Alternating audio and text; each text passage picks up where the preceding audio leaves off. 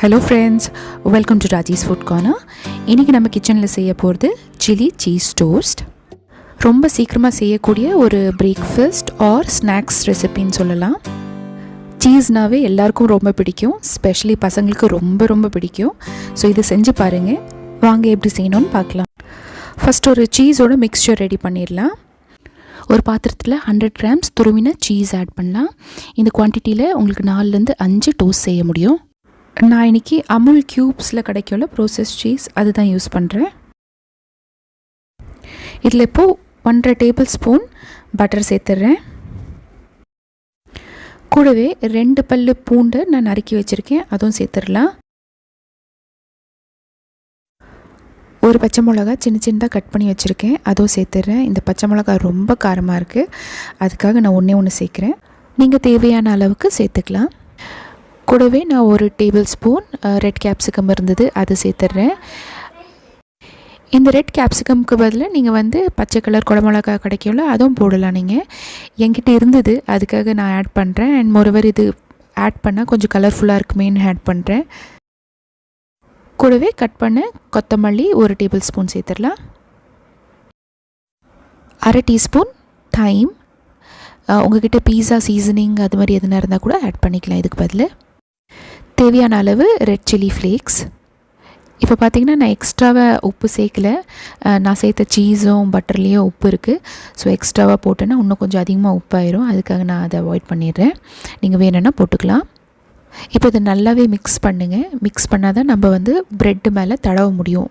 கட்டி கட்டியாக இருந்துச்சுன்னா நம்மளுக்கு தடவுறதுக்கு ரொம்ப கஷ்டமாயிரும். இப்போ இது நல்லா மிக்ஸ் ஆகிடுச்சு, இது இப்படி இருக்கட்டும். இப்போ டோஸ்ட் பண்ணுறதுக்கு தோசை தவை சூடாகிறதுக்கு வச்சுருக்கேன். நீங்கள் வேணும்னா கொஞ்சம் பட்டர் போட்டு க்ரீஸ் பண்ணிடலாம். இப்போ நம்மளோட ப்ரெட்டு வச்சிடலாம். ஜஸ்ட் ஒரு பக்கம் டோஸ்ட் ஆகினா போதும். ஒரு 30 செகண்டில் எனக்கு இந்த அளவுக்கு டோஸ்ட் ஆகிருக்கு. இந்த அளவுலேயே நான் எடுத்துடுறேன். நீங்கள் வேணும்னா இன்னும் கொஞ்சம் கூட டோஸ்ட் பண்ணிக்கலாம். இதே மாதிரி எல்லா ப்ரெட்டும் ஒரு சைடில் மட்டும் டோஸ்ட் பண்ணி வைங்க. இப்போ பாருங்கள், இந்த பக்கம் நான் டோஸ்ட் பண்ணலை, இந்த பக்கம் டோஸ்ட் பண்ணியிருக்கேன். எந்த பக்கம் டோஸ்ட் பண்ணியிருக்கோமோ அந்த பக்கம் நம்ம இந்த மிக்சரை ஸ்ப்ரெட் பண்ணிடலாம்.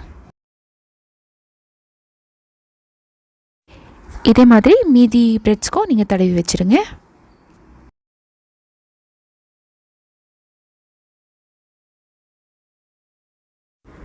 இப்போ சூடான தவாவில் கொஞ்சம் பட்டர் போட்டு க்ரீஸ் பண்ணிடலாம்.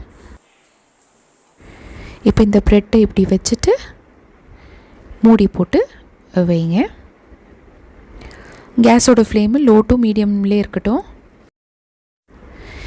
இப்போ நம்ம மேலே போட்ட சீஸ் மெல்ட் ஆகிடுச்சுன்னா நம்மளோட சீஸ் டோஸ்ட் ரெடி ஆகிடுச்சுன்னு அர்த்தம். இப்போ இது கிளாஸ் மூடி, அதுக்காக நான் ஈஸியாக செக் பண்ணிக்க முடியும். மேலேருந்தே பார்த்தாவே தெரிஞ்சிடும் இது மெல்ட் ஆச்சா இல்லையானிட்டு. சப்போஸ் நீங்கள் ஸ்டீல் மூடி வைக்கிற மாதிரி இருந்ததுன்னா நடுவில் 1 மினிட் கேப்பில் திறந்து பார்த்து ஒரு வாட்டி செக் பண்ணிடுங்க மெல்ட் ஆச்சா இல்லையானிட்டு. இப்போ எனக்கு ஆல்மோஸ்ட் 3 மினிட்ஸ் ஆகிடுச்சு. மேலேருந்து மெல்ட் ஆகின மாதிரி தெரியுது. ஓப்பன் பண்ணலாம். நல்லா ஈவனாகவே ஆயிருக்கு.